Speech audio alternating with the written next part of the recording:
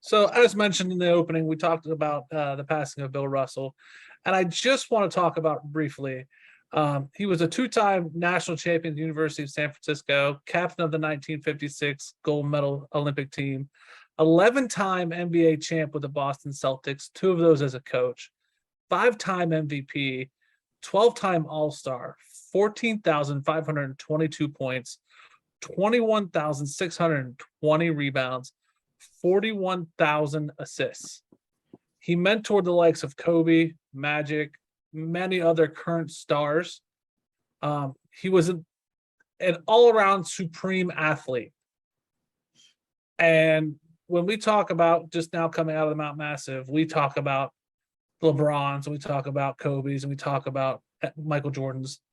Bill Russell, and I think it's because we talk about those guys and we're of the younger generation, as Muff said, and when it comes to movies, sometimes Bill Russell doesn't get the credit athletically because he's from the older generation. But he did things, 11-time NBA champ that nobody's probably ever going to do again athletically. That's fantastic. But then his civic and his social things that he did, he was a trailblazer.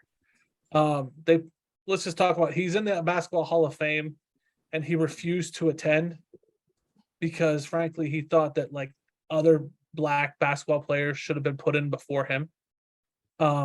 He was at the Cleveland Summit. We talked about the Cleveland Summit on episodes before, but it was a Jim Brown, Kareem Abdul-Jabbar, and some other athletes. I'm missing one. I can't think of the other one, but they all were at a Cleveland Summit to support Muhammad Ali.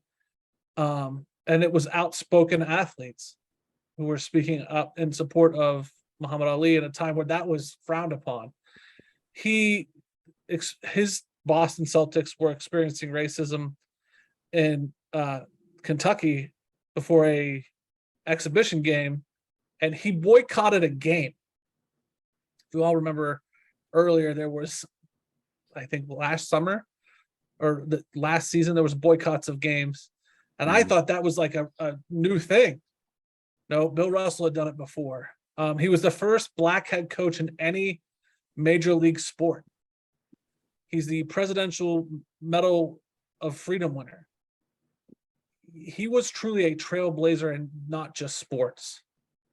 And I didn't realize all that. And so that's why I just bring him up now briefly, because he was a hell of an athlete and did things that probably will never be done. And then he did a lot of things that like we recognize LeBron for, and we recognize a lot of other athletes for. And I think a lot of people go, wow, that's a first. Nope. He did it first. And so I just kind of want to recognize him on this show as like, damn, like that was a legend. And it's kind of cool. Yeah, the amount of championships in the rings, all of that aside, like I agree. He was doing things in an era when it was not as celebrated. Yeah. Like taking stands, stands against inequity, racial justice, social justice. Like that's a time whenever the potential ramifications of doing that were a whole lot greater than they are right now. Yeah. Comparatively. So yeah, it's the world, not just the basketball world, lost a great soul today. And it's not, I don't know, maybe because I'm older now and I got kids and all that.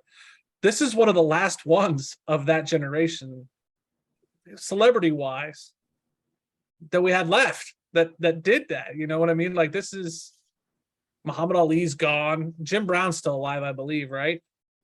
Yes. But there aren't too many left that stood up to inequity at a time where you couldn't, like you were risking your life. And so I just think that's crazy that like today or yesterday, if you're listening to the show, we lost somebody in that from that era. And that's crazy to me. Like the gravity of that. So it's just, I wanted to give him his due. And that's why I brought it up on the show, like outside of quick thoughts and all the other stuff. I did not know a lot of that. It was very informational for me. Yeah, neither did I. I heard he passed, and I was going to Lowe's, and I heard it on the radio of all the stuff, and I was like, damn, like we need to say something about it. So I always feel like whenever, and just give my brief 2 cents, I always feel like whenever these kind of figures die, it hits me that all of these things that I put as like that, well, that happened so long ago, we're so different now. It didn't happen that long ago. Like, right, just right. like I don't know. Like looking at the years, sometimes thinking like when my parents were, I was like, wow, like my mom was about to be like she almost lived through this. You know what I mean? Like I don't know. It's just weird, and then it puts it kind of in perspective how close everything really is. So Yeah. good That's job. all. Good job. That's all I wanted was just to like point that out. So thank you guys for giving me that opportunity. Good piece.